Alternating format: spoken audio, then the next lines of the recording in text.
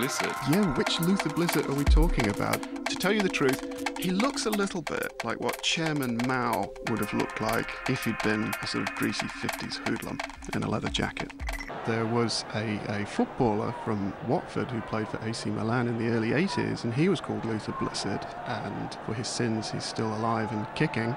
There was a very early reported case of a bunch of young Italian kids who were stopped for travelling on a train without tickets, and when they were asked to identify themselves, they all gave the name Luther Blissett, and even when hauled into court, the four of them actively maintained that that was their name. And I think this was one of the first kind of overground reported cases of a Luther Blissett sighting.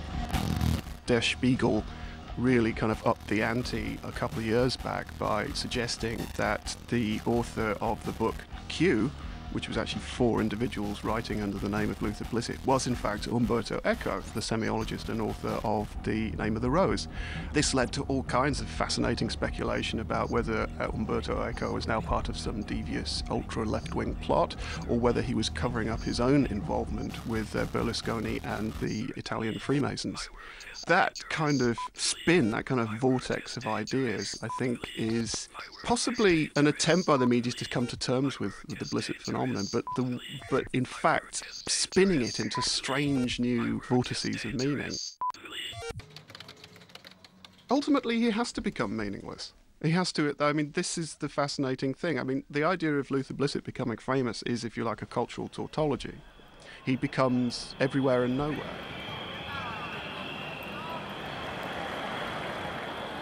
How the Luther Blissett name entered the sort of media net, as it were, I think is really the key to its success. By the mid-90s, the internet was pretty much locked into place as a communications network, and I think that without the kind of websites and search engines that were used to communicate almost on a molecular level, I don't think the Luther Blissett phenomenon would have spread as rapidly or as probingly as it did. No, when you've got cops firing over your head at an illegal rave, you know, in the name of Luther Blissett, no, it's not funny anymore.